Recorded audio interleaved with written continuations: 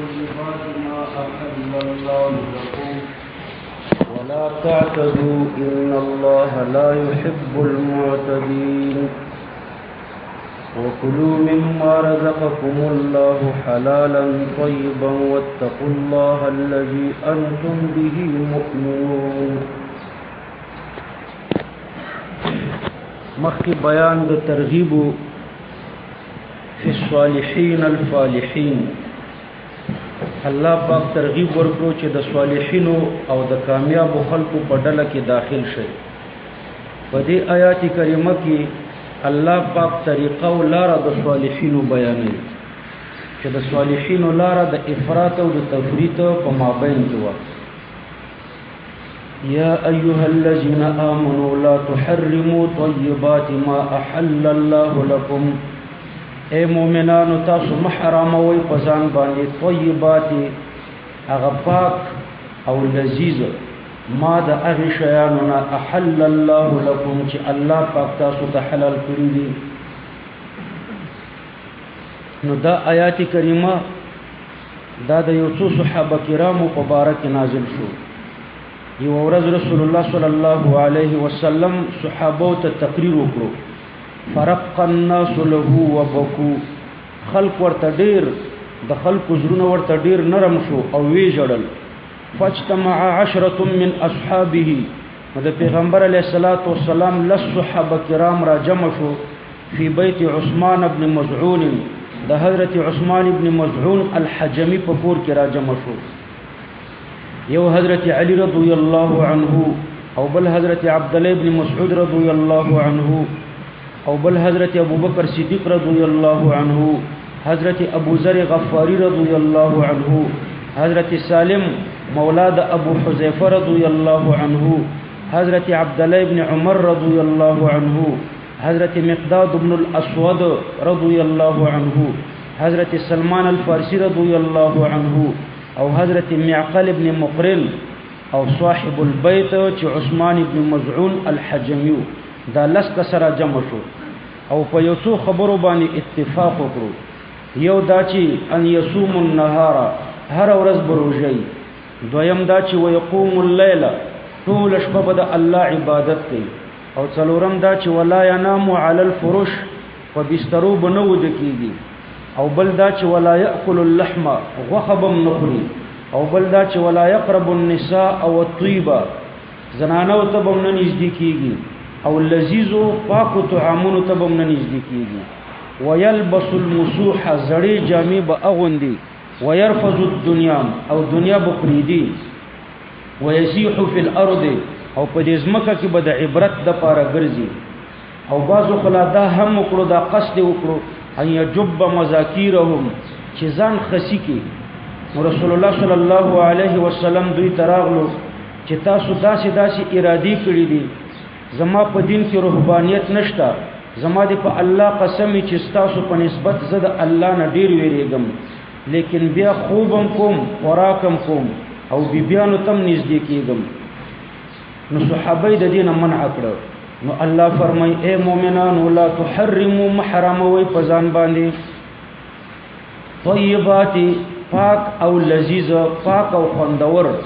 ما اغطعمنا احل الله لكم چغا الله پاک پتا سبحانه حلال کړی دي. نو لا تحرموا یعنی ځان ترنه منع کوي. دوی په ځان حرام کړی نه و، ځان ترنه منع کړو. نو د لا تحرمون د دوی په باره کې لا تمنعوا مراد ده کمنع التحریم. دا ستر نزان منع کوي لکه منع د تحریم، لکه خلق چې د حرام او نزان منع کوي. نو تاسو داسې د حلال او شیانو نزان منع کوي. او دویمه معنی دا ده چې لا تحرموا طیبات یعنی لا تلتزموا تحریمها بنحو یمین چې په خپل حقیقت پرې دی. د دوی تحریم پزان ملازمه وي د قسمونو په وجه باندې.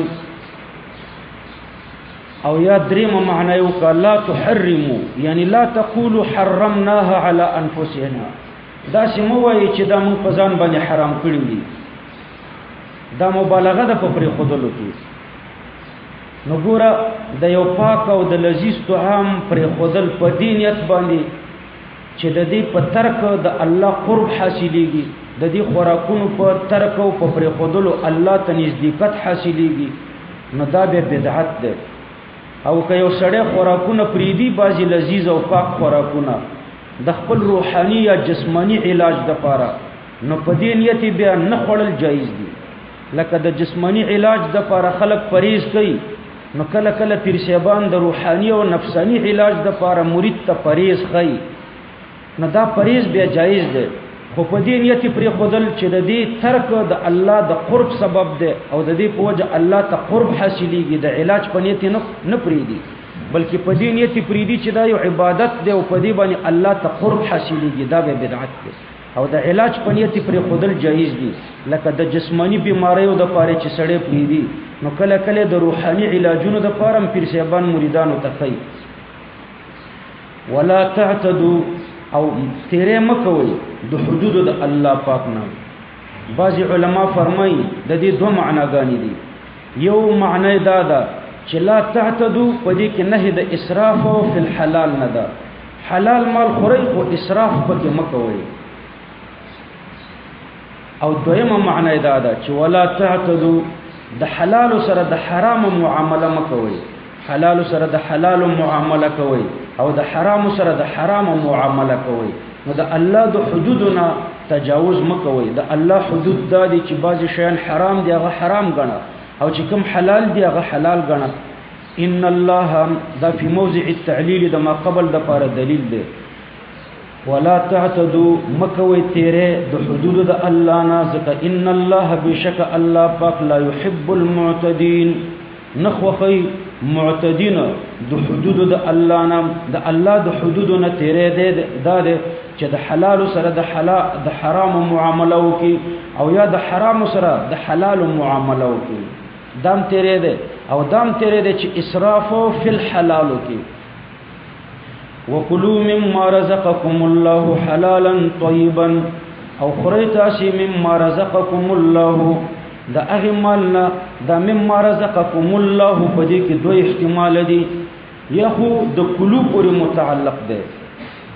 او یا د حال واقع شوی دی د حلالا نه. کلو حلالا طیبا،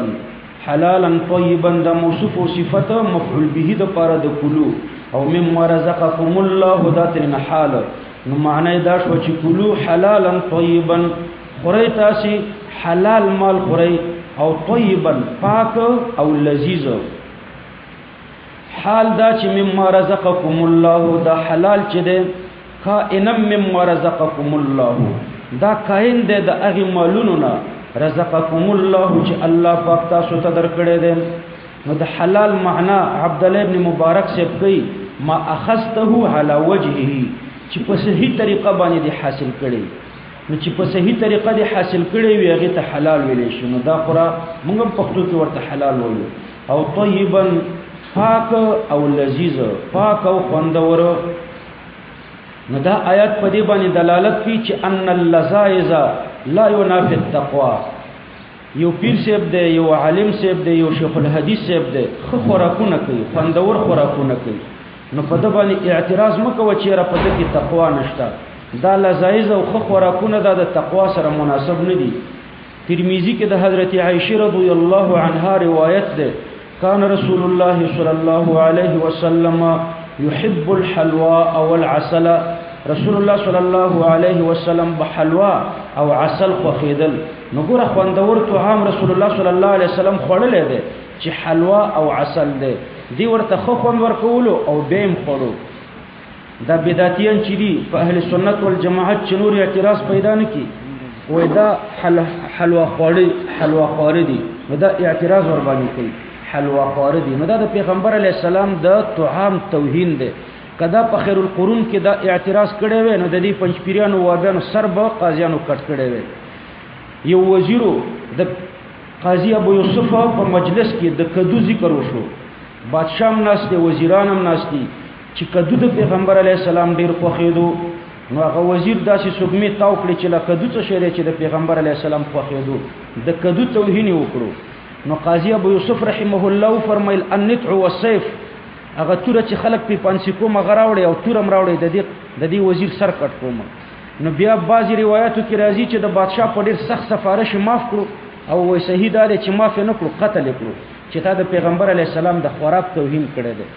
نو د پیغمبر علی السلام حلوا او عسل ډیر خوښیدو شات او حلوا دارنګي کدوې خوښیدو نو د لذیذ او پاک طعامونه او حلال پیغمبر علی السلام خوښیدو خدا د تقوا سره منافی نه دي د دې وجه دا ده چې دوی په حلوا او په عسل اعتراض کوي ځکه دا خنزیر خوار دي دا د يهودو خنزیرانو ته ډیر چمچی دي وای خنزیر پاک دی او بولی پاک دی او قی پاک دی ویني پاک دی ټوله مدح د خنزیر او د سپی دا چې کوم د انګریزانو خوخیږي ردی وجنه چې د پیغمبر علی السلام کم خوخیدنو په غیبه باندې جرح کوي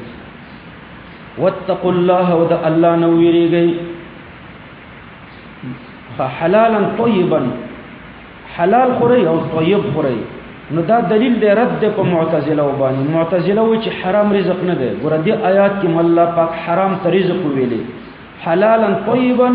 دا حلال چې د مما رزقکم الله بعضی د اغنه چې الله تاسو ته درکړي دي نو بعضی حلال دی او بعضی حرام دی نو ګور په حلال کې تقسیم وکړو نه په ما رزقکم الله کې تقسیم وکړو دا حلال بعضی د مما رزقکم الله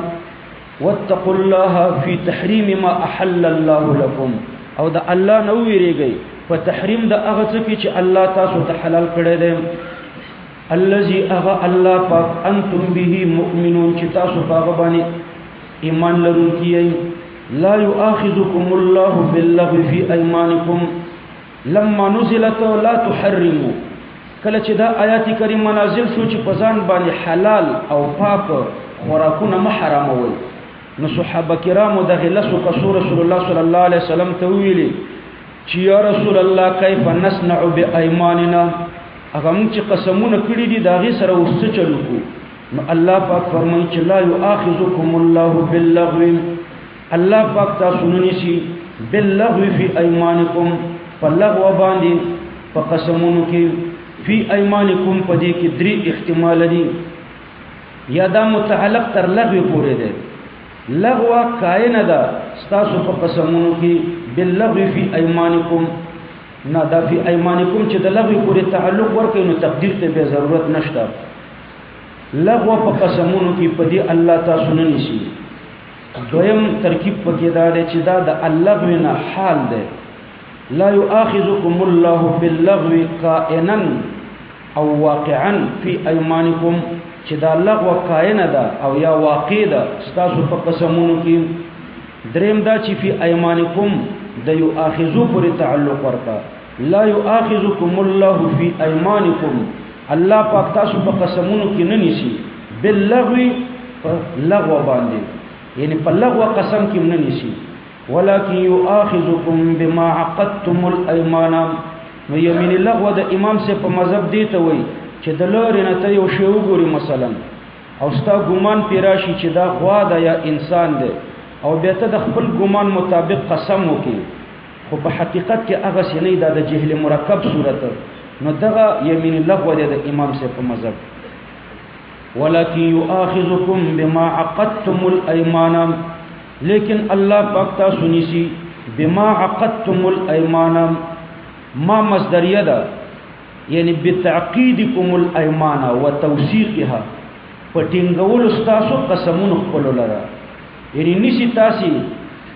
پټینګول تاسو قسمونه خپل لره چې تاسو خپل قسمونه ټینګ او مضبوط کړئ نو پټینګولو او په مضبوطولو د قسمونو خو الله پاک مونږ نه نسی مدلته به اذا حنستم پکې مقدر کړي دا سی بوي لیکن الله پاک تاسو نسی بتعقیدکم الايمان وتوثیقها اذا حنستم چې کله تاسو حانش کوئ یمیر منعقد باندې الله پاک تاسو نسی نو چې کله تاسو حانس کوئ یعنی د یمین منعقد په ماتولو الله پاک تاسو نسی نو یمین منعقد باندې چې یو سړی یمین منعقد دی ته و چې په امور استقبالیه او د قسم کړی وي او بیا د هغه سی ونه کړو لکه دا چې قسم دی کړی وي چې سبا ته به مدرسې ته راځم یا به صدقه کوم او بیا د داسې ونه کړو نو چې کله ته پکې حانس شوې نو الله پاک دی بیا نیسی فکفارته نو روز من حنس تراجه ده حنس مخکې نه دی ذکر شوی د کلام نه را فهمیږي فکفارته یعنی فکفارة الحنس کفاره د حنس چې تا قسم کړی دی او بیا دې هغه سی ونه کړ. حنس ماتولو د قسم ته وایي. نو کفاره د ماتولو د قسم اطعام 10 مساکین، خوراک ورکول دي لسو مسکینانو ته غداء و عشاء، سبا او بیگا، من اوسط ما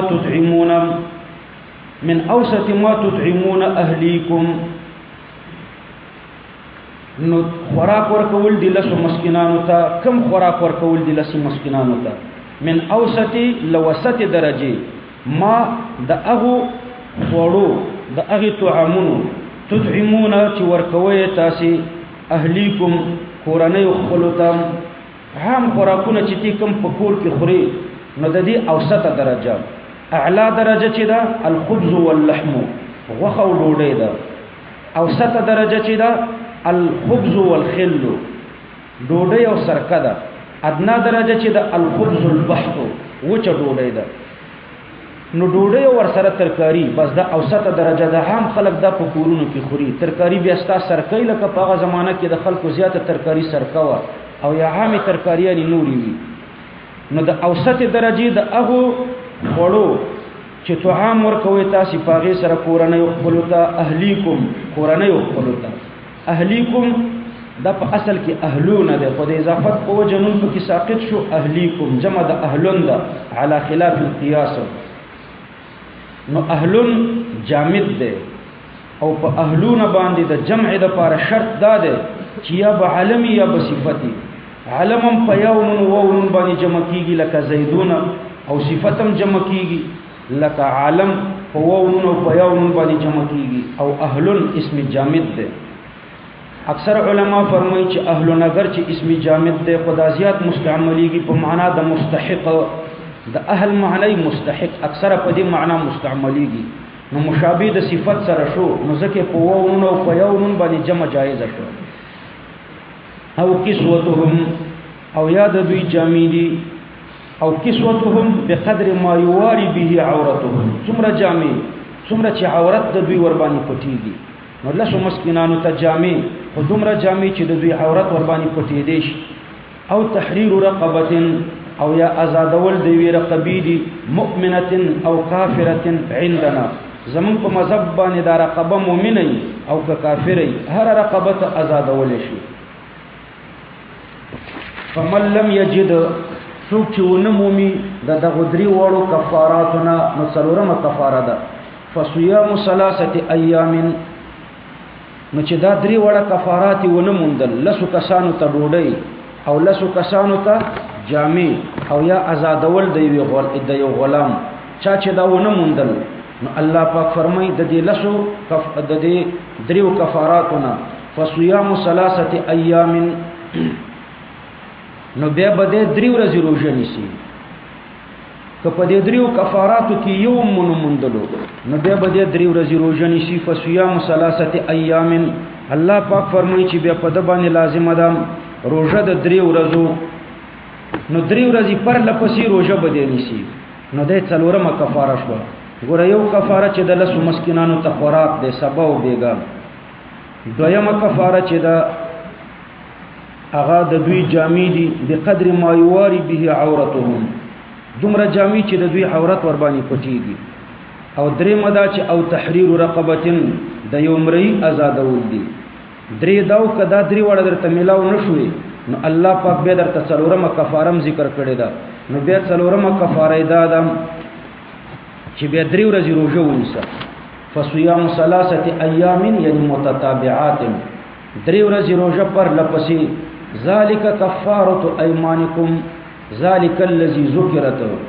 دا مخکې چې کوم تیر شو کفاره ایمانکم دا جرمانه د قسمونو تاسو ده. ذالک الذی ذکرت کفاره ایمانکم اذا حلفتم وحنستم. چې کله تاسو قسم وکړو د قسم نه وروسته خو کفاره نه ده. کفاره خو د حنس نه وروسته ده. نو تقدیر به ورسره ولګوي چې وحنستم. واحفظوا ایمانکم د دې یو معنا دا ده وساتئ ایمانکم قسمونه خپل د هر قسم نقصان نه. بل قسمونه د هر قسم نقصان نه وساتئ. یعنی واحفظوا ايمانكم عن الحنس هغه نقصان پکې حنس دی چې ته پکې ځان حانس کی نو خپل قسمونه د حنس نه وساته دا یو معنا ده او دویمه معنا دا ده چې واحفظوا ايمانكم خپل قسمونه وساتئ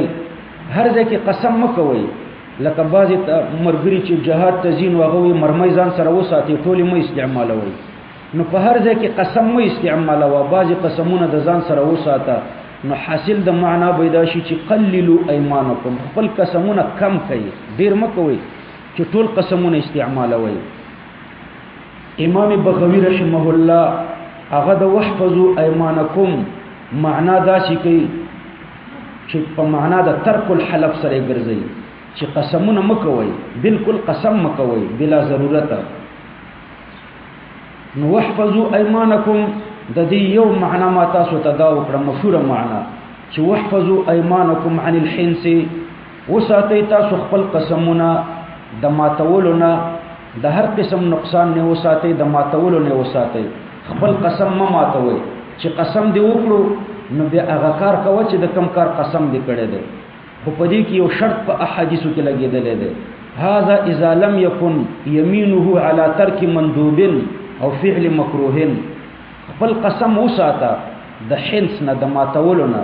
او د نقصان نه وساته خو په هغه وخت کې وساته چې تا قسم په ترک د مستحبات نه کړي او یا د قسم په فعل د مکروهات نه کړي یعنی په غلط کار د قسم نه کړي او که په غلط کار د قسم کړو نو به خیر د قسم مات کو د قسم کفاره ورکا رسول الله صلی الله علیه وسلم فرمای اذا حلفت على يمين فرأيت غيرها خيرا منها چې کله تاسو قسم وکړو په یو محلوف به باندې او به د اغینه بهتر لار ولیدا ستا داتا چې قسم کړي د دینه په د دې په ضد کې خیرو فكفر عن يمينك وآت الذي هو خير نو د خپل قسم نه دی کفاره ورکا او دا کوم قسم چې تا کړی دی د کوم شنه چې دی قسم کړی دی نو هغه شی ته امتحان وکا هغه کار وکا کذالک یبین الله لكم آیاته دارنګي الله بیانې لکه د قسم کفاره چې درته بیان کړه نو دارنګي بیانې الله پاک تاسو ته آیتونه خپل لعلکم تشکرون د دې لپاره چې تاسو د الله شکر ادا کړئ یا امید لرئ تاسو چې د الله شکر ادا کړئ يا أيها الذين آمنوا إنما الخمر والميسر والأنصاب والأزلام رجس اے مؤمنانو إنما الخمر بشك شراب والميسر أو قمار والأنصاب أنصاب يعني الأصنام المنصوبة للعبادة هغه بوتان چې ودرولې شوي دي د پاره د عبادت نو بوتانو ته انصاب ویل شي انصاب د دې وجنه ورته ویل شي چې دا د عبادت لپاره ودرولې شوی دي بعض علما فرمایي چې منقش بت تبي اصنام ویلې او غیر منقش بت تبي انصاب ویلې نو دغه اصنام د بوتان والازلام او غشه د پال د پاره غشي مخکې تفسیر شوی رجسن د دې یو معنا د قذرن د پلیت دي دا څلور شیان مخکې ذکر شو دا څلور وړه چې د پلیتی ده رجسن یعنی پلیت دي دلته مفسرین لیکي و افرد الرجس مع انه خبر عن متعدد رجسن مفرد ذکر کړو دا خو د متعدد نه خبر ده د څلور شیانو نه خبر ده نو لانه مصدر وجداد چې دا مصدر ده او مصدر تسنیه کیږي او جمع کیږي نه قلیل او کثیر دواړو باندې اطلاق کیږي نو یو معنا درې څوندا قذرون یعنی دا پلیت دی نو پلیت شو دا څلور واړه خمرم پلیت شو قمارم پلیت شو اسناب انصابم پلیت شو ازلامم پلیت شو الله پاک دې ته پلیت او نجس ویلی دي نو خمر نجس شو دا د جمهور علماو د لپاره دلیل دی چې شراب نجس دي خلافا لویکټوریا اهل حدیث دوی وی شراب نجس نه دي شراب پاک دي تاسو ته ما ویلو چې دا د انګريزانو پیداوار دی چې کوم شي د انګريزانو خوخيږي دوی هغه ته بس د جواز لاري ګوري د انګريزانو سپه خوخيږي نو دی وس په پاک دی میتیازي پاکي دی غولي پاک دی وینه پاکه د قې پاک دی ټول پاک دی حتی چې خزه ته په مہر کې مرکول شي دا د وابیانو نه مخکې د چا قول نو بدا د انګريزانو د خوشالولو د پاره هغه خو د سپيو سره مینه لري نو سپه ورته پاکو بلکې د سپي ګندګي ورته پاکه نزول الابرار نه حتی وختمه صفحه کې لیکلي دي وای صحیح دا چې د دې په ګندګۍ هیڅ دلیل نشته. نه تل وختمه صفحه کې نزول الابرار. خنزیر د انګريزانو خوخيږي نو خنزيري ورته پاکړو او د خنزيري مهر څو ورته پاکړو او د انګريزان خو شراب فارق قوم دی نو شراب ته ورته پاکوي وای شراب پاک دي. نو الله پاک ورته رجسون وای او د انګريزانو د خوشالولو لپاره ورته پاک وای او دا بیا پاکي د قران او د سنت په نوم باندې چلی. قران او سنت کې خو دې ته پاک نه دی ویلي. وما تاسو ته مخکې ویلو چې هر وابي ځان ته خدای او پیغمبر وای خپل خبره ته قران او سنت وای. د دوی دا مطلب نه دی چې دی قران کې دی او د پیغمبر علی السلام په سنتو کې دي. هر وابي د خدای او د پیغمبري دعوه کوي نو خپل خبره ته قران وای مطلب د خپل خبره. لکه شیعاګان وای مون قران منو به چې تنه توضیح وغواړي نو هغه خپل قران مني وای د مهدی سره دی په غار کې نه نوته دی او اخره زمانہ کې بیرو باسي دا قران نه مني.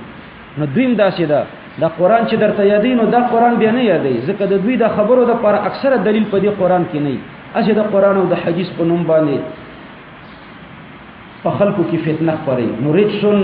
یو معنی د قذرون د پلیت دی. دویمه معنی د حرام دا څلور وړ شیان چې د حرام دي. من عمل الشیطان دا په موضوع د رفع کې د صفت د پاره د رجسون دی. رجسون قائن من عمل الشیطان دا گندگی دا او دا گندگی کائن دا من عمل الشیطان لکارون دا شیطان نا یعنی من تزیین الشیطان. شیطان دا کارون دا خلقو پزرونو کی خیسته کئی. فجتنبوه امر دا وجوب دا پاره ده. نو دا دغی څلورو نظام وساتئ لعلکم تفلحون. فجتنبوه نظام وساتئ تاسو دا دغی امورنا فجتنبوه لعلکم په تعویل د مذکور سره د دې څلورو نظام وساتئ. یهو ضمیر دې رجسون تراجه کا د دې رجس نظام وساتئ لعلکم تفلحون او امید لرئ چې تاسو به کامیاب شئ. لعل چې په معنا د ترجی سره کوي نو بیا به د فجتنبو د مفعول نه د فجتنبو د فاعل نه به حال کوي د مخاطب د ضمیر نه به حال کوي. حال د ای مخاطبینو چې تاسو امید لرئ چې کامیاب شئ.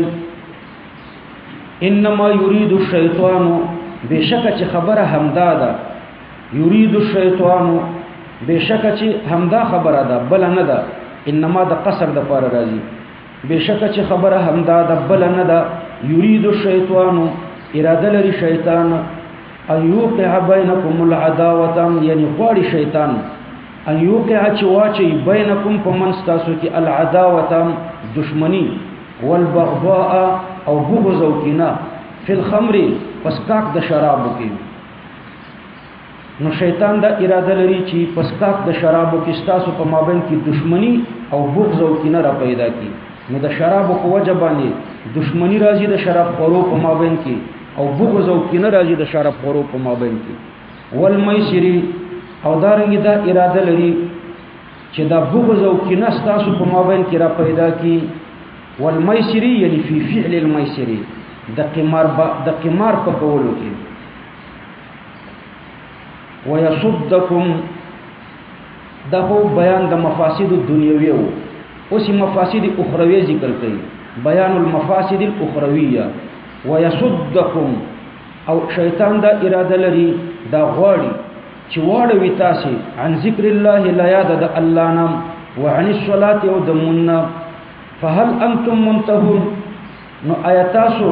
او خون کی یل دی بدو کاروننا یعنی انتهو نو استفهام په معنا د امر سره ده. لکه الله پاک په بل ځای کې فرمایي فهل انتم شاکرون آیاتاسو د الله احسان منئ یعنی وی منئ. حضرت عبد الله ابن عمر رضی الله عنهما فرمایي كل مسکر حرام هر مسکر حرام ده. چرس دی که پودر دی که شراب دی. وان حتما على الله الا يشربه عبد في الدنيا الله پزان لازم کړی دا چې دا نشئی شیان به یو انسان په دنیا کې نسکی الا سقاه الله يوم القيامه من طينه الخبال مگر د قیامت پر ورځ به الله پاک په د باندې طينه الخبال سکی. هل تدرون ما طينه الخبال آیا تاسو پوهیږئ چې طينه الخبال څه شی ده؟ قال عرق اهل النار د دوزخیانو خولي دي. واطيعوا الله واطيعوا الرسول دا الله پیروي وکي او دا الله د پیغمبر پیروي وکي فی تحریم المذکور د دې مذکور شیانو په تحریم کې د الله او د الله د پیغمبر پیروي وکي.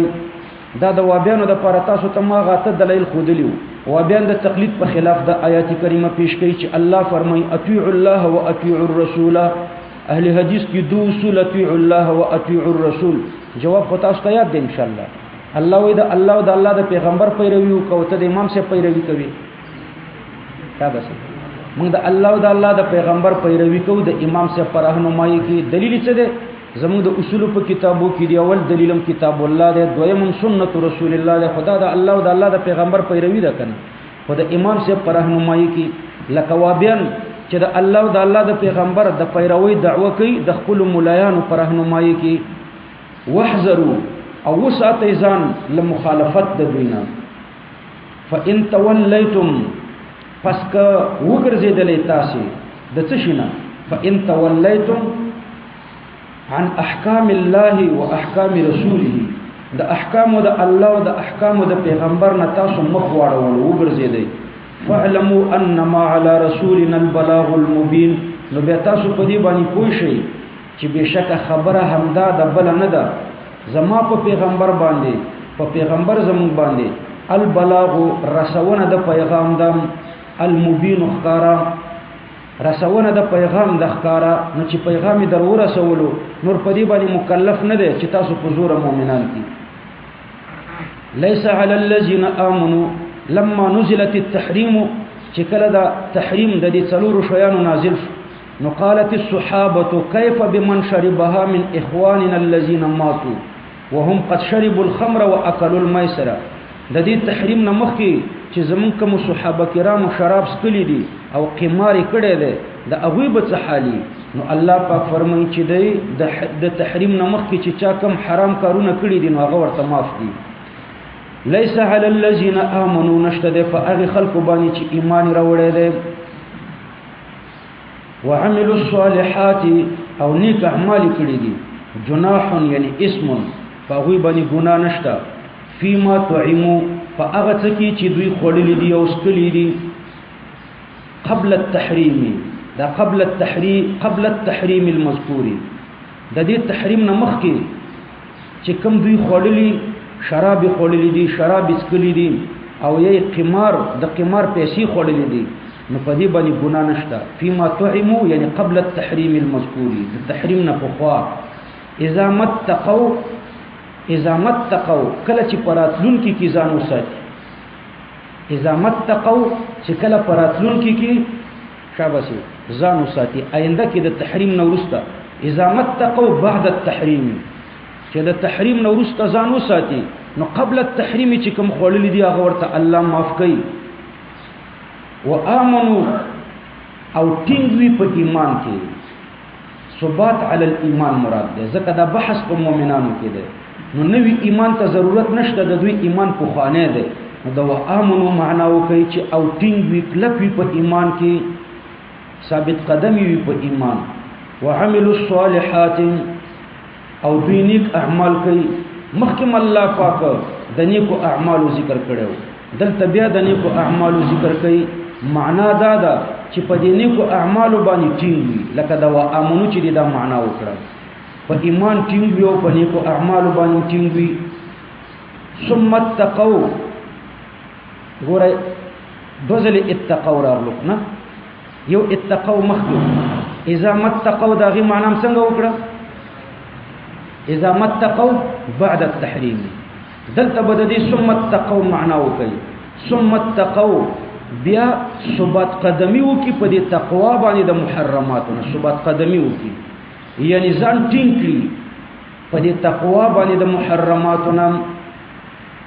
ځان ټینګ کړي په دې تقوا د محرماتونو عربی کې که معنی کوي داوموا علی التقوا په دې تقوا باندې دوام وکي داوموا على التقوى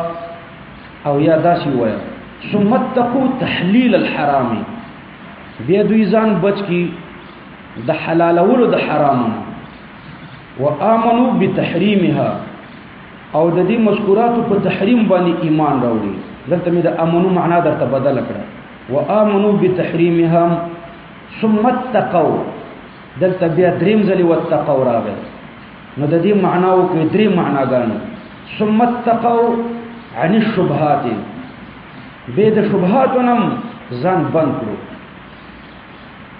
یو خو حرام دی بل شبهات دي به ځان ساتلو د شبهاتونم واحسنوا او د خلکو سره نیکی وکړه والله یعنی احسن العمل خپل عمل خپل کړو یا احسن الى الناس دو معناګانی دي خلکو سره احسان کولو د خلکو سره احسان دا دی چې ان تحب لاخيك ما تحب لنفسك چې خپل ورور ته هغه څه خوخوا چې کوم شی ځان ته خوخوي نو دا د خلکو سره احسان دی او یا احسن العمل خپل عمل خپل کړو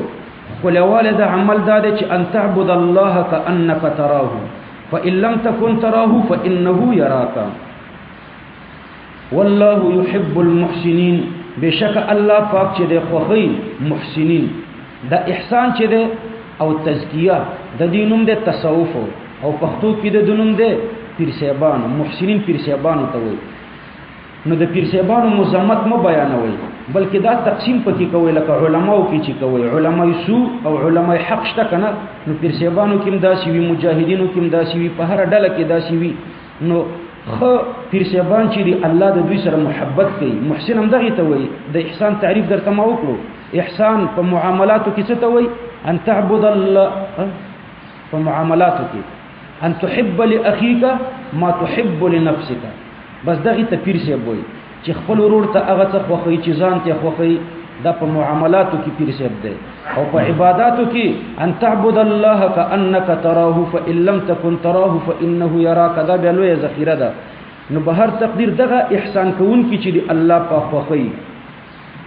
یا ایها الذين امنوا دا حدیث د جبريل چې په مشکات کې تاسو وایي فاخبرني عن الاحسان دلته ټول شارحین لیکي چې د احسان نه تصوف مراد دی ټول هم دا وایي کنه نو محسنین په معنا د پیرسیبانو سره شو یا ایها الذين امنوا بعض علماء ډیر زیات مذمت بیانې د پیرسیبانو دا وی وجه دا ده چې په پیرانو کې دا سو ډیر دي اشتیام خپ کې کم دي علماو کې به خډیر دي خراب پکې کم دي مجاهدینو کې خډیر دي خراب پکې کم دي خو په پیرسیبانو کې به خراب اشتیام ډیر دي پنجاب ته چلاټ شي بس یو پیرسیب دیغه مفتی صاحب حسن ما خو په ټول پنجاب کې دا یو ولیدو نور بمی په دی لاهور کې خو په هر کوڅه کې دوه درې دانی وی ګيري خړېلی او پرتګا کې داسې لوی زوړندي 400 پودر ور سره او ځان ته وی پیر نوم خو د پیری کنه یا ایها الذين امنوا په شرک او په بدعاتو کې ډیر مبتلا دي نو دا بعض علما چې ور سره وران دي دوی ملامت نه دي ځکه اکثریت په دوی کې خراب دي یا ایها الذين امنوا لا يبلونكم الله بشيء من الصيد تناله ايديكم ورماحكم اے مومنانو لا يبلونكم الله مخکې بیان د محرمات مطلقاً دلته الله پاک بیان د محرمات فی الاحرام کوي او بیان د محرمات فی الحرم کوي اے مومنانو لا يبلونكم یعنی لا يعاملنكم معامله المختبر الله بستاسو سره داسې معامله وکي لکه معامله د ممتحن لکه استعاره تمثيليه شو دا د قبيله د هغه ابتلا د اهل ایلن و د ایلی په خلکو الله پاک ابتلا وکړه چې مایان مونږ سي نو هغه په امتحان کې ناکام شو د پیغمبر علیه الصلاۃ والسلام په امت باندې الله امتحان کړی دی چې تاسو په حرم او په احرام کې ښکار مکوئ الله پاک د پیغمبر علیه السلام امت په دې امتحان کې کامیاب کړی دی حرم او احرام کې مسلمانان ښکار نه کوي کوتري ورته په اوګو کینی او پاتېږي هوسۍ او سوی په مخ کې منډي او را منډي وهي لیکن ښکار پکې نه کوي نو دا لوی فضل دی د الله پاک چې دا امت په دې امتحان کې کامیاب لا يبلونكم الله یعنی لا يعاملنكم معامله المختبر الله بس تاسو سره معامله د ممتحنو کی بشیء دا تنکیر د تحقیر د پاره ده بشیء په معمولی شی باندې الله تاسو امتحان کوي من الصيد یعنی من مصيد البر دا تقدیر ور سره ولګو من مصيد البر او انتم حرم دوقه ور سره ولګو الله بس تاسو سره معامله د امتحانو کی بشیء یعنی بشیء حقیر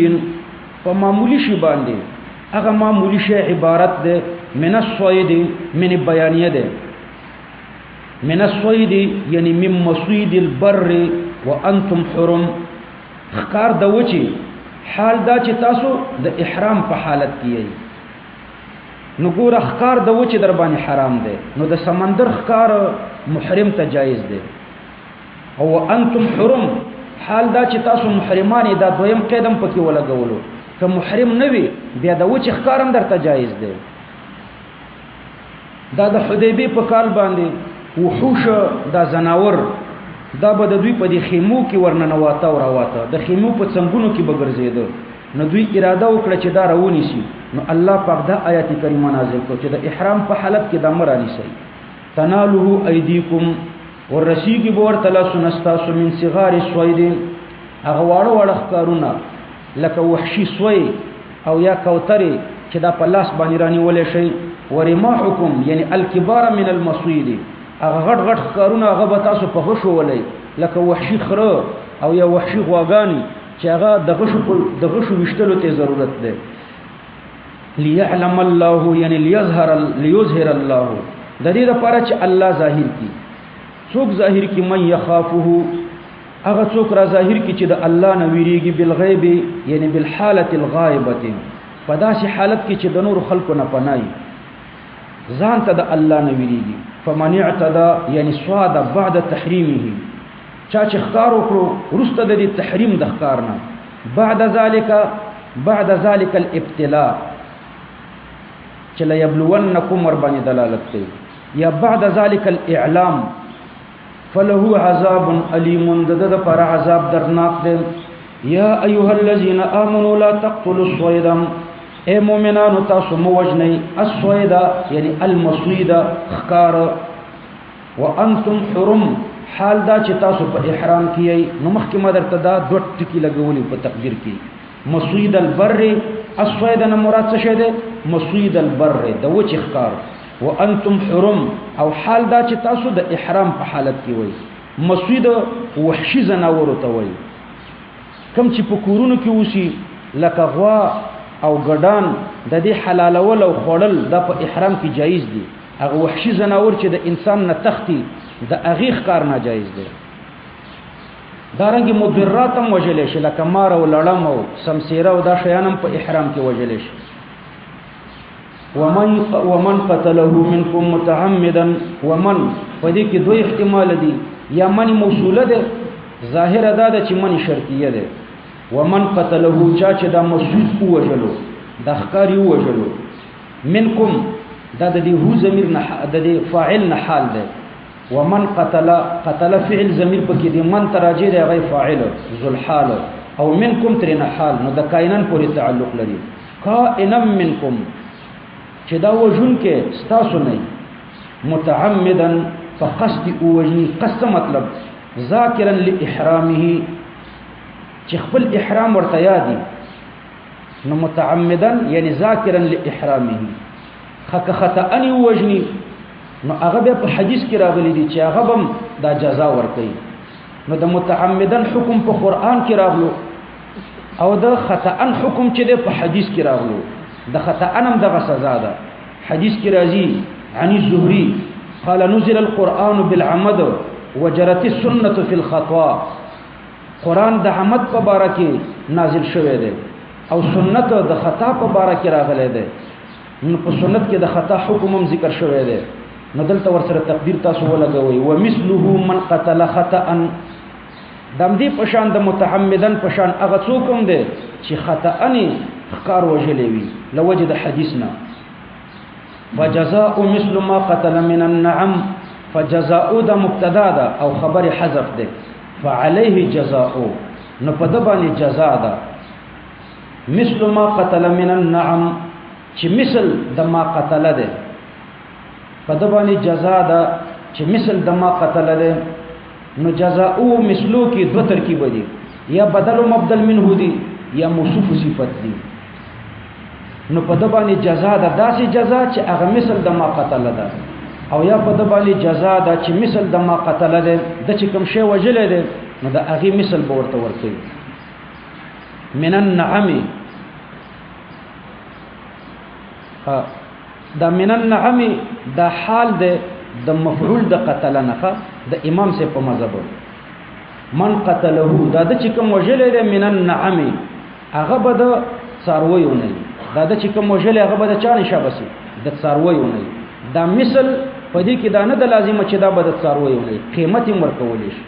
نو مثل معنوي د امام سے په مذهب مراد ده قیمت ورکول شي دا مثل کې دا لازم نه ده چې دا به من النعم نو من النعم د چا سره ولګولو دا هغه مبدل سره ولګولو د دې بدل د دې مثل سره مونږ لګولو من النعم حال من مفعول قتل او یا بیان د لپاره د کلمې د ما مثل ما قتل دا ما قتل څه شی دی دا د چې کوم وجلې دی من النعم هغه د څارویونه دی مثل د څارویونه نه دی دا د چې کوم وجلې دا د څارویونه دی يحكم به ذو عدل منكم حكم بقيدا صفه ثاني ده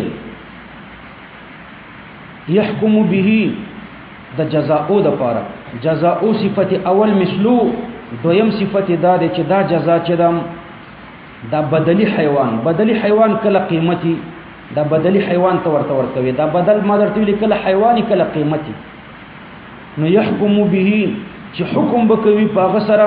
ذو عدل منکم وخوندان د عدل استاسونه یعنی دو مسلمانان به داغي قیمت ولګي نو هغه قیمت د الله په لار کې ورکا هغه قیمت کله معنوي وی کله سوري وی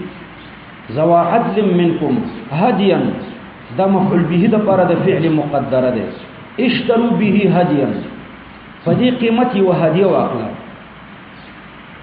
او یا هديا مفعول مطلق د لپاره د فعل مقدره ده يهديه هديا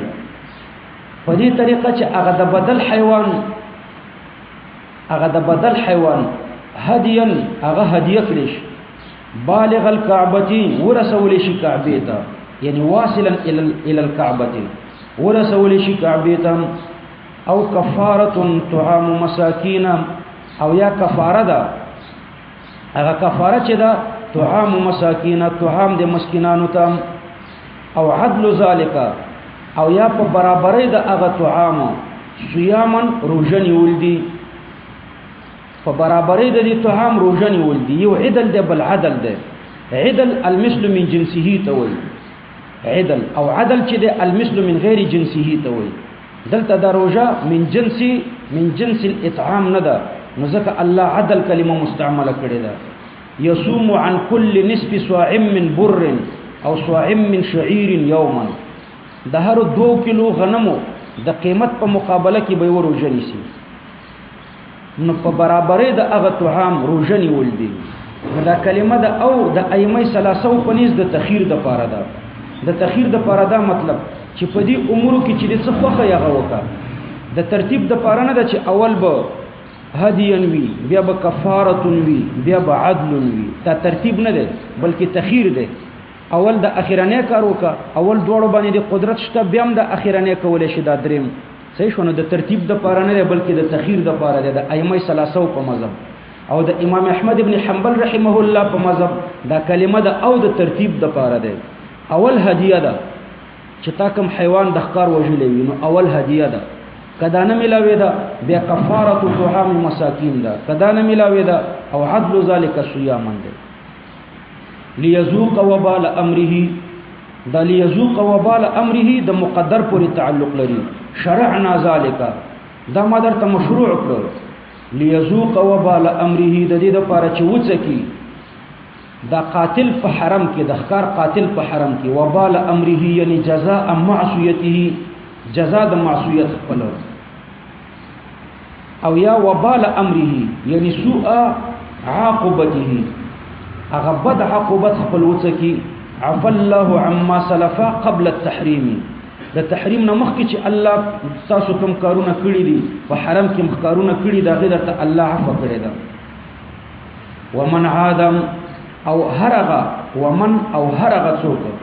عاد چې بیرته ور وګرځیدلو ښکار کولو ته په احرام کې فینتقم الله منه نو بدل بواخل الله پاک ددنم فینتقم الله منه جزاء چې کله مضارع مثبتای نفا پکې نه داخليږي تلخیص کې تاسو وایي جزاء چې کله مضارع مثبتای لا تدخله الفا نو دلته پکې مبتدا مقدره کوي فهو ينتقم الله منه نو دا سړی چې دی الله بددن انتقام واخلي په آخرت کې. والله عزیز، الله خو قوي او غالب دی، ذو انتقام، خاوند د بدل اخیستو دی. احل لكم صيد البر البحر وطعامه، نو ګور الته د تما تقدیر لګولې وکنه، لا تقتلوا الصيد یعنی مصيد البر، لا تقتلوا الصيد یعنی مصيد البر، تاسو مو وجنه اخکار د وچی مصيد البر تقدیر می درته لګولې. په خبره پوه شو د دې آیات کریمه د وجنا چې د بحر اخکار جایز دی. احل لكم صيد البر بحر، جایز دی تاسو د پاره صيد البحر مصيد البحر، هغه اخکار کړي شوی حیوان د سمندر.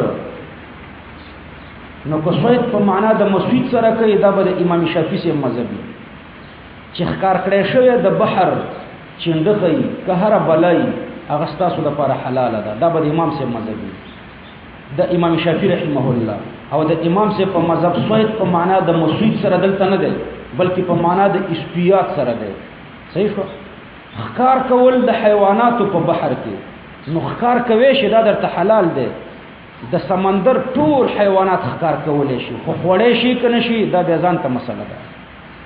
د بازو خوراک جایز دی او د بازو خوراک نه دی جایز. رسول الله صلی الله علیه وسلم فرمای احلت لنا المیتتان والدمان، دو میتې موږ ته حلال دي او دو وینې راته حلال دي. نو میتتان چې دی الجراد والحوت، یو مې دی او بل ملخ دی. نورې میتې د سمندر دغه خوراک نه دی جایز. او استیا دی جایز دی، استیا ښکار کول جایز دي، چندخي پکې ښکار کوي شي، شمشتیانی پکې ښکار کوي شي، هر بلا پکې ښکار کوي شي. یو ښکار کول دي بلې خوړل دي. افغانستان کې به تاسو ګوري خلک د ګیدړانو ښکار کوي، استیات کوي، خو خوري خو نه کنه، د زمریانو ښکار کوي. نو استیاد البحر د امام سے په مذهب د بحر نه مراد جميع المیاه، ټول اوبتری نه مراد دي، یوازې د کراچۍ سمندر نه دی مراد. د اتفاقی مسله ده، په دې کې اختلاف نشته. المراد جميع المياه، ټول اوبتری نه مراد دي. وطعامه او طعام د سمندرم درته جایز دی، دا من عطف الخاص على العام ده. مخکې اصطياد البحر پاغه کې طعامهم داخلو، طعامه یعنی سمکه، هغه د خوراک شی، د خوراک شی پکې مې دی. نو هغه مې د مې ښکارم درته جایز دی، د خوراک شی. نو د خوراک شی د سمندرم درته جایز دی. نو دا ګوره مخکې صید البحر کې داخل دی، خو اوسې عطف د خاص په عام باندې وکړو. بعض علماء داسې لګي احل لكم صید البحر،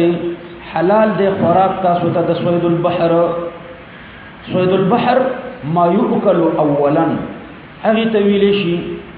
چې اولا خوړل، چې خوړل شي او کنه شي خوړل نه. احل لكم حلال دی تاسو ته خوراک د صید البحر. نو صید البحر هغه د مایانو ښکار دی چې تاسو په ښکار رانیولي وي، هغه مایان چې په ښکارم رانیولي وي، نو دا غي خوراک هم درته جایز دی. احل حلال دی خوړل د صید البحر. نو د صید البحر نه مسوک مراد کړو چې کم کبان ته پخکار ونیسي، وطعامه او کم کبان چې بلا ښکار ونیسي، خپل د سمندر په غاړه کې پروت دی. مادام لم یکن طافیه، تر څو چې د ابو په سر نه روان، د سمندر په غاړه کې پروت دی، مړ دی، سمندر بهر راوښتل، نو دام ته خوړل شي.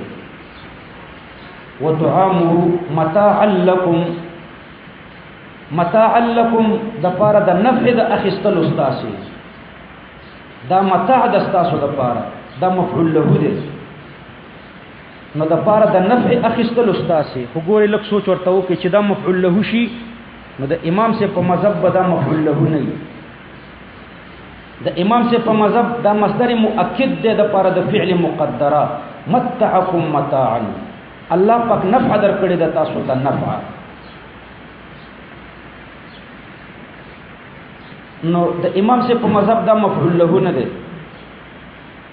ځکه د امام سے په مذهب دا متاعا دا د طعام پورې خاص دی. متاع النفع اخستل متجایز دی یوازې د مایانو او د سمندر د نور حیواناتو نه د خوراک نفع مت نه د جایز. دا متاع اکثره د خوراک په نفع کې استعمالي دي، د خوراک په نفع کې، او د خوراک نفع یوازې د چا نه جایز ده؟ د طعامه یعنی د مایانو نه جایز ده، د مایانو. او هغه مخکې صید البحر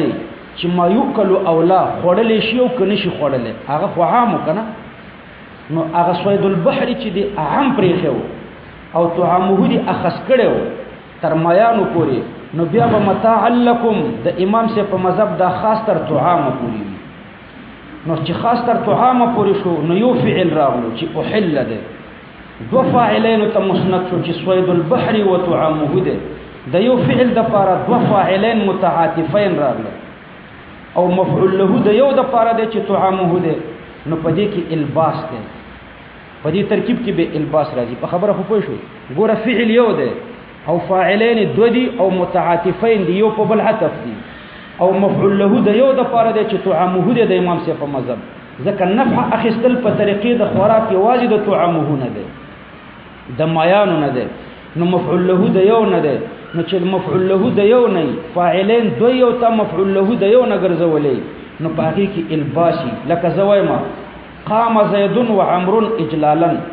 زید او عمر پاتېدو اجلالا دا اجلالا د یو نه مفعول به کوم نو دلته التباس راځي چې دا اجلالا او زد زید سره ولګوم کده عمر سره ولګوم قام زید و عمرو اجلالا نو دلته هم دا شدا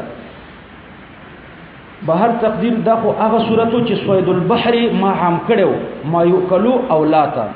او کچرته سوید البحر کې می هغه اخیری توجیه چې درته مراد کړه چې د سوید البحر نه څوک مراد ده هغه میان چې ښکار کړی دی و طعامه دا غنه هغه میان مراد دي چې په خپل د سمندر په غاړه پراته نو بیا دا مفعول له د دوړو نه کولې شي متاع لکم وللسياره دا تاسو د پاره متاع ده وللسياره او لپاره د نور مسافرو تاسو مسافر یې خو د نور مسافرو د پاره دا متاع ده وحرم علیکم صید البر او حرام ده پتا سو باندې خکار د وچی ما دمتم حرمات ترڅو چې تاسو په احرام کې وای نو د محرم د پاره د سوید د خکار حرمت الله درې ځلې ذکر کړو پام دی ورکو کې دا د تاکید د پاره الله ذکر کړو چې دا خکار ونه کوي ځان د ایلی د بنی اسرائیل سره مشابه نه کوي د ایلی بنی اسرائیل چې وه ښکار کولو او الله پاک د امت محمدی په دې کې کامیاب کړو نو د تاکید د پاره درې ځلې ورته ذکر کړو واتقوا الله فی الاصطیاد فی الحرم والاحرام د الله نو ویریږي په حرم کې ښکار مکوا او د احرام په حالت کې ښکار مکوا په حرم کې وی که خارج الحرم خو چې ته محرمي نو ښکار مکوا الذي الیه تحشرون هغه الله چې تاسو په قیامت کې ورته را جمع کولې شي نو الله به فیجازیکم الله به تاسو ته جزا درکړي د ښکار په وجه په حرم او په احرام کې نو دا به د ما قبل سره ربچ جعل الله الكعبه البيت الحرام ګرځولې د الله کعبه کعبه ته ولې کعبه وای د کعبه دوه معناګانې دي یو وجه دا کعبه ته ځکه کعبه وای لانها مربعه ځکه دا مربعه ده نو تکعیب تربیع ته وای نو کعبه مربعه ده او یاد دی وجنه ورته کعبه وای چې تکعب ارتفاع ته وای کعبه تم ځکه کعبه وای لکونها مرتفعه دا اوچته ده نو جعل الله الكعبه الله ګرځولې د کعبه البيت الحرام چې کوټه د بزرګۍ ده البيت کوټه ده الحرام د بزرګۍ کوټه بزرګه ده د بزرګۍ می غلطه وکړه ځکه د اضافت معنا مې درته وکړه البيت الحرام کوټه د بزرګه محترمه کوټه ده قیاما للناس دا مفعول ثانی ده دا کعبه ګرځولې د قیاما للناس دا باعث د قیام او د انتظام د خلقو ده قیام دا په معنا د قوام ده قیاما یعنی قواما للناس دا قوام ده د لپاره د خلقو نو باعث د قیام او د انتظام د لپاره د خلقو قیام هغه ته وایي چې د چا بقا او ژوند د کوم شي پورې موقوفي نو موقوف علیه د ژوند ته قیام ویل شي په خبره باندې پوه شو هغه شي ته وایي په کوم چې بقا موقوف وي نو دا کعبه چې د پدی باندې بقا د دنیا موقوفه ده نو قیاما په معنا د قواما پښتو کې معنا پیدا ده چې باعث د قیام او د انتظام باعث د قیام او د انتظام خو قیاما په معنا د قواما او قوام هغه شی ته وایي په کوم چې بقا موقوف علیه د بقا. نو که هیڅوک یو کالم حج ونکي او یا هیڅوک یو کال داسې پیښ شي چې هیڅوک کعبې ته مخ نکي، نو په ټوله دنیا به الله عام عذاب راولي. دا دنیا چې باقی ده، د دنیا د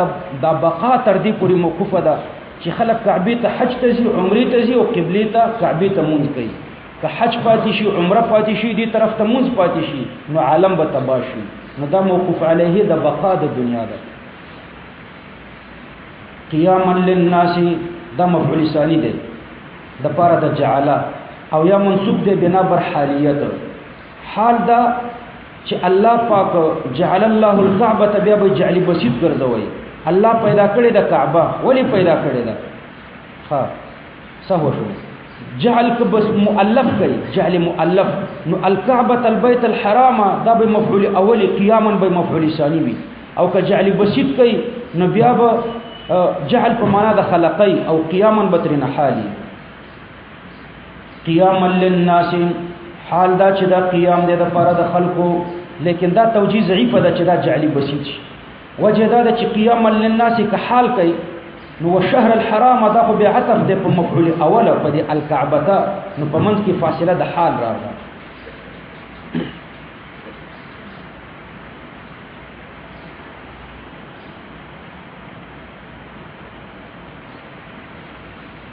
قیاما للناس والشهر الحرام، یعنی جعل الشهر الحرام قواما، الله ګرځول د محترم میاشتا د موقوف علیه د پاره د بقا د عالم ګرځول د پدې کې خلق په امن د قتال نه. والهدي والله په ګرځول د هدیه مذبوحه نظر شوی کعبه ته، کما هدی کما والهدي یعنی هغه مذبوحه حیوان چې نظر شوی وی کعبه ته، اغم الله قیام ګرځولې ده قوام. والقلائد او امیلدار چرپیان، هاردار چرپیان، دوی به د سروي په حیوان کې هار واچولو، دا به د علامه وا چې دا د حرم شریف سروي ده، دا به ال ترسیږي، نو بیا به دې ته څوک چا ضرر نه رسولو. ذالک یعنی شرع ذالک الجعل المذکور، الله مشروع کړی دا جعل مذکور. او یا ذالک الحكم ذالک، اول ترکیب کې مفعول به د پاره د فعل مقدر کو چې شرع ذالک الجعل المذکور، یا الحكم ذالک لتعلموا حكم دغه ده، لتعلموا دا د دې لپاره چې تاسو پوه شئ ان الله يعلم، چې الله خبردار دی ما فی السماوات و ما فی الارض، په هر هغه څه باندې چې په اسمانونو کې دی او په ځمکو کې دي. نو ګوره دا شرایع او قوانین دا د پاره د دفع د مضار دي، د پاره د دفع د ضرورونه دي. او الله پاک عالم دی په ما فی السماوات والارض، په کومو کې چې حکمتونه دي هغه الله ته معلوم دي. وان الله بكل شيء عليم، الله پاک په هر شی باندې عالم دی. اعلموا ان الله شدید العقاب، په دې باندې پوه شئ چې الله پاک چې شدید العقاب، سخت عذاب والا دی. وان الله غفور الرحیم، او الله پاک چې غفور الرحیم دی. ما علی الرسول الا البلاغ، ندی په رسول الله صلی الله علیه وسلم باندې الا البلاغ مگر رسونه د پیغام دا چې تاسو ته پیغام در ورسېږي. والله يعلم ما تبدون وما تكتمون، الله خبردار دی په هغه باندې چې تاسو پټوي او کوم شی چې تاسو ښکارا کوي. دا ما انا قلتو مساله ده، ما انا قلتو خمسه ده کنه، دا په قران کریم کې ډیر پکار کیږي. ما انا قلتو نه دې ذکرې نه، ما انا قلتو مساله ده په متول او په تلخیص کې. ګوري څلور ټکی په کې زده کې، څلور شان په زده کولای شي چې نه شي زده کولای سرونه مات کړي. اول دا چې یو مسند الیه راش هغه مبتدا شي، یو مبتدا راش لند داسي وای، یو مبتدا راش خبري جملې فعلیه ضمیر پکې مستتر او هغه عمدی، دا څلور ټکی شو. لکه زید یقوم، ګوره زید مبتدا ده، دا یو زید مبتدا ده، خبر جمله ده، یقوم جمله ده کنه، خبر جمله ده فعلیه ده، ضمیر پکې مستتر ده او هغه عمده ده، فاعل ده، مسند الیه ده. دې ته د ما انا قلتو مسله وایي. دې ته خبر فعلی وای. خبر فعلی دغه ته وای. مسند الیه چې مقدم شي په خبر فعلی یعنی و مبتدا رش ورپسې خبر جمله فعلیه ضمیر پکې مستتری هغه عمدی خوښ نو دې ته مسند فعلی وای. نو په دې مسند فعلی کې کدا مسند الیه یلی د حرف نفی سره لکه ما انا قلتو نو دلته تخصیص دی. ک یلی د حرف نفی سره تخصیص دی. ګوره ما انا قلتو انا مبتدا ده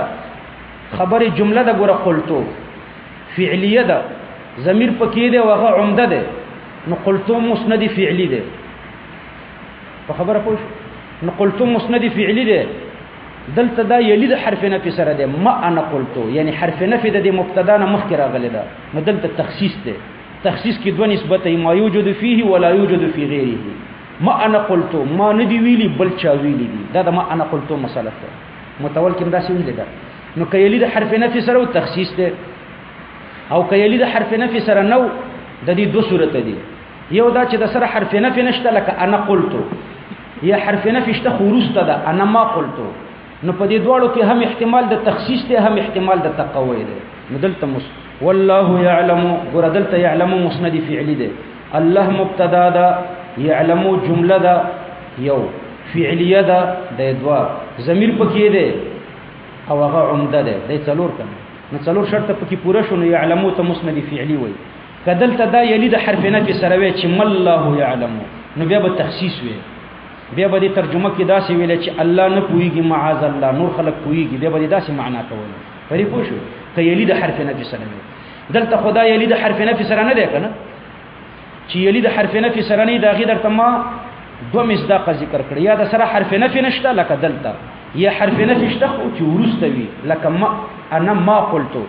نو به هر تقدیر یا د سره حرف نفی نه لکه انا قلتو یا حرف نفی خو ورسته لکه انا ما قلتو. نو الته دواړو احتمال شته د تخصیص او د تقوی. نو والله یعلم دلته یلی د حرف نفی سره نه ده. نو د تخصیص احتمال هم شته. نو د تخصیص معنا بداسي کوي چې الله پويږي بل څوک نه پويږي. ما یوجد فيه ولا یوجد فی غیره. دو شیان براوړي. الله عالم دی بل څوک نه دی عالم. او کله تقوی معنا کوي یلی د حرف نفی سره خو نه ده. نو الله خامخا پويږي. خامخا په معنا کې راوړي. والله یعلم الله خامخا پويږي ما تبدون په هغه څه چې تاسو ښکارا کوي او ما تکتمون او په هغه څه چې تاسو پټوي. دا قران کې ډیر زیات راځي چې مسند الیه په مسند فعلی باندې مقدم شوی. نو د تخصیص په ځای کې به د تخصیص معنا کوي چې یلی د حرف نفی سره و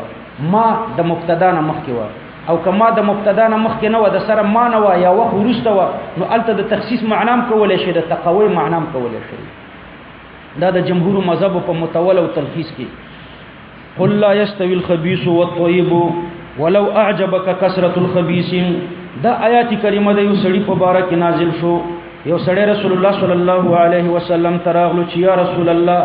ان الخمر كانت تجارتي زما تجارت شراب و انی جمعت من بيعها مالا ما د شراب په تجارت کې ډیر مال را جمع کړی دی. فهل ينفعني من ذلك ان انفقته في حج او جهاد. ایا دا ما ته نفع رسي؟ ما د شراب تجارت کړی دی کاروبار او ډیری پیسې می ګټلې دي. دا زه اوس په حج او په جهاد کې لګوم په دې پیسو حج کوم یا جهاد کوم.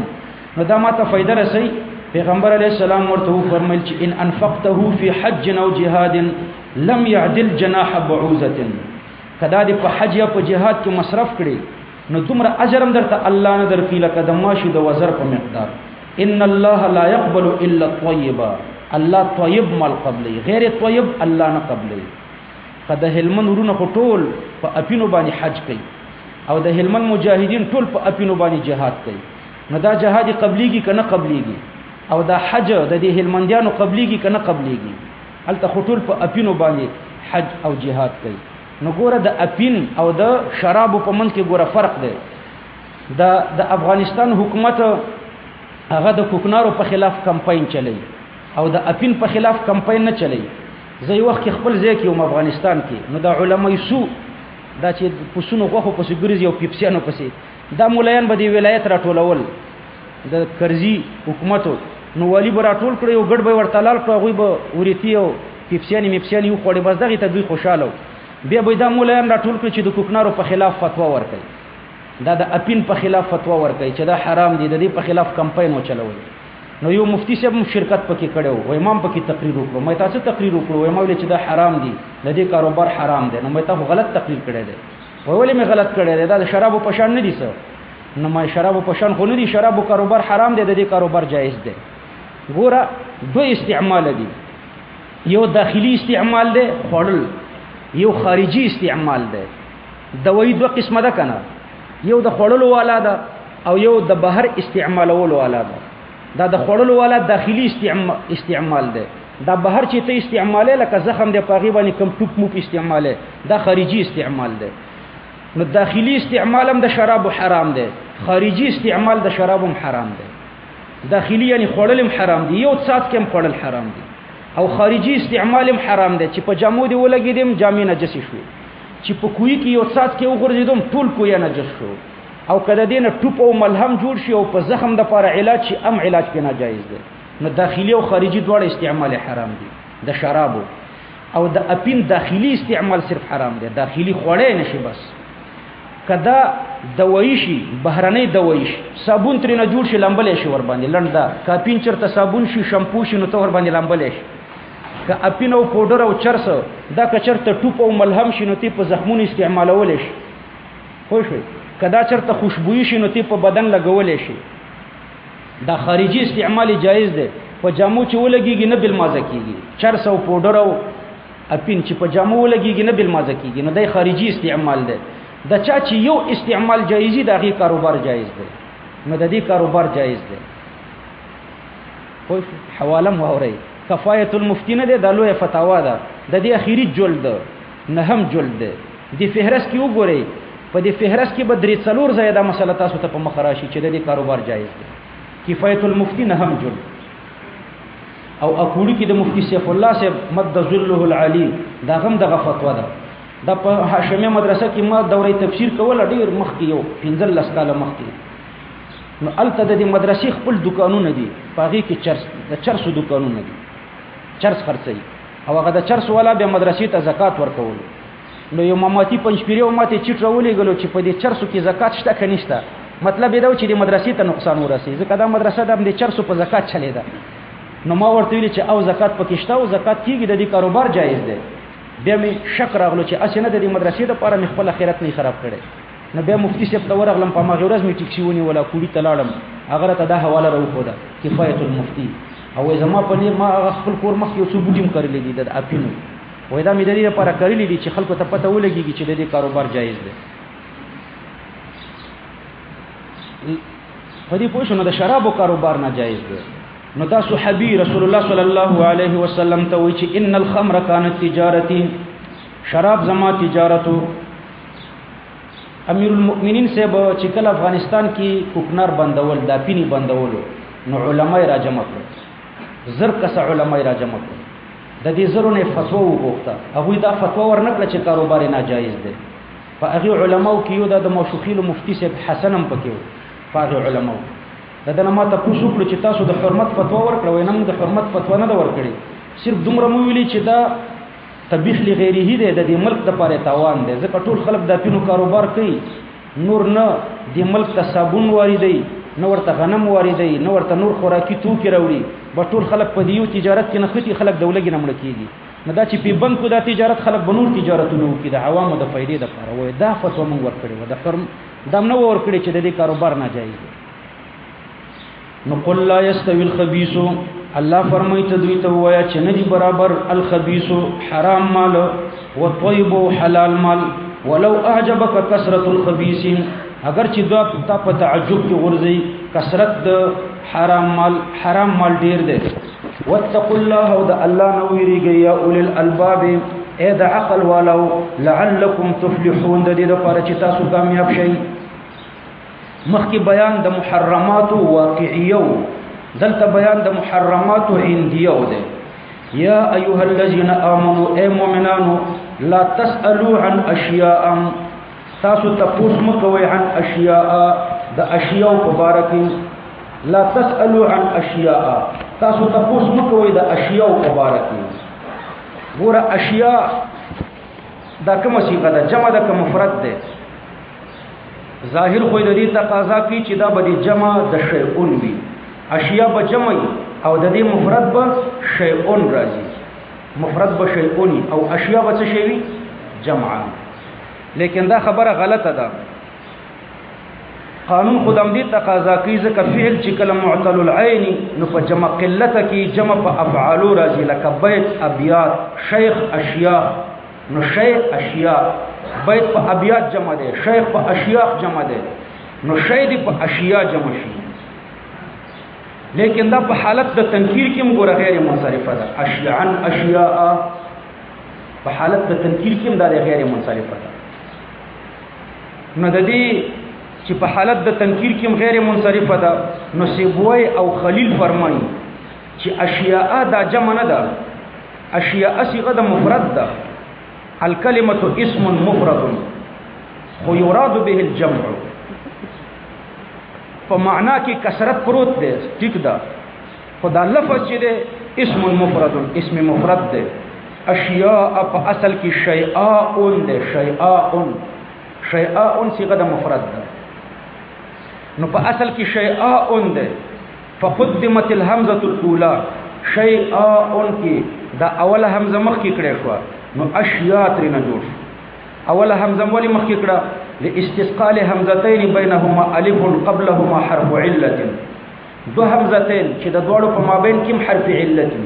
او مخ کې ترنه حرف علت وي نو دا ثقيله کلمه ده لدی وجنه دا همزم اول ته وړه اشیاء او ترنه جوړ شو د لفعاء او په وزن باندې دي نور علما په کې نور قولونه ذکر کوي خدای په قول په کې زما خو د یو مې درته ذکر کړو د نورو ټیم نشته لا تسالوا عن اشیاء تاسو تاسو مکوي په معنا کې ټیک د کثرت پروت ده د شیانو په باره کې ان تبدلکم تسؤکم کچرته تاسو تخکارش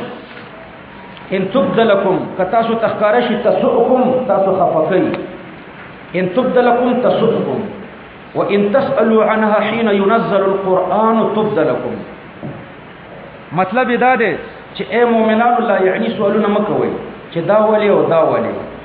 دا د ولي او د ولي پسې مګرځي په زمانه د نزول د وحي کې ځکه چې په زمانه د نزول د وحي کې بس تاسو د سوالونو په وجبانی یو شی فرض شي نو د زمانه د نزول د وحي نه وروسته بیا تحقیق او تدقیق څه مشکل نه ده د زمانه د نزول د وحي نه ځکه علت د منع د سوالونو د لپاره خوف د فرضیتو چې تاسو د سوالونو په وجب یو شی فرض شي نو تحقیق او تدقیق پسې مګرځي الله چې کوم حکم نازل کړو بس آمنا وسلمنا هغه ومنه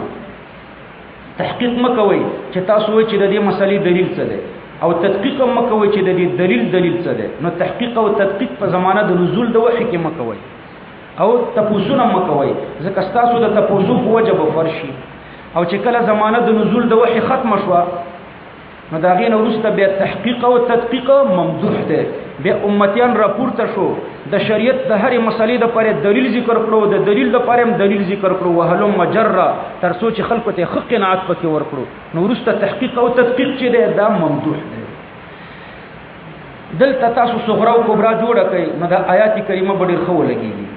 ان تسالوا عنها حين ينزل القران تبدلكم دا صغرا دا ورسته صغرا کچرته تاسو تپوس د یوې مسئلې د دې اشیاء په باره کې وکړي ان تسالوا عنها کچرته تاسو تپوس وکړي د دې اشیاء په باره کې حين ينزل القران یعنی په زمانه د نزول د وحي کې تبدلکم نو دا هغه حکم به تاسو تخکار شي دا صغرا وان تبدلکم تسؤکم او که حکم در تخکار شو تاسو به بیا غمجن کی تاسو به بیا خفه شئ ده کبرا نو ان تسالوا عنها حين ينزل القران تسؤكم ده نتیجه شو کچرته تاسو د اشیاء په باره کې تپوس کوئ چې کله وحی نازلېږي نو بیا به تاسو غمجن کی لکه نور الانوار کې کوم حدیث لیدل ده کنه چې صحابي رسول الله صلی الله علیه وسلم تویل د حج په باره کې علی عامنا هذا اي پم دې کال باندې فرض دی عمل الابد کټول عمر فرض ده نو پیغمبر علیه السلام ترنه خفش ورته ویل داسې مو وایا کما درته ویل چې ټول کال فرض ده نو بیا به ټول کال نشو ادا کولای خو شو باندې نو کله دې مسلې حکم درته داسې ویلې چې للابد بیا به خفوي نو صغرا او کبرا باندې ډېر خو لګیدو ان تسالوا عنها حين ينزل القران تبدلكم دا صغرا دا تبدلكم حد اوسط ده او دا مخ ورته کبرا کا چې ان تبد لكم تسؤكم قدر تخکار شي نو تاسو به غمجن کی د کبرا نو ان تسالوا عنها حين ينزل القران تسؤكم د نتیجه شوا کچرته تاسو د دې اشیاء په باره کې تاسو کوی په کوم وخت کې چې قران نازلېږي نو تسؤكم بیا به تاسو خفقینو په زمانه د نزول د وحی کې دا تاسو نه مکوئ بلکې خپل وحی ته انتظار کوئ وحی درته په خپل بیانې عفى الله عنها يعني عما سلفه من مسألتكم مخکم چې کوم سوالونه کړی دي دا غیر ته الله عفو کړی دا نو بیا غي تعود مکوئ والله غفور لمن تاب حليم لا يعاقب قبل الانذار ده انذار نه مخکې الله چاته عذاب نه ورکوي قد سألها قوم من قبلكم فتحقيق سره سوال کړو د دې اشیاء په باره کې هاذا من اشیاء تراجه دي قوم من قبلكم یو قوم ستاسو نه مخکې کما سألت ثمود صالحا الناقه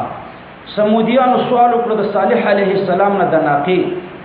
نو الله ورته د دوی د سوال مطابق ناقه را پیدا کړ نو چې ناقه را پیدا کړ دا ناقه د دوی د عذاب سبب شو الله ټول تبا کړ ځکه د ناقې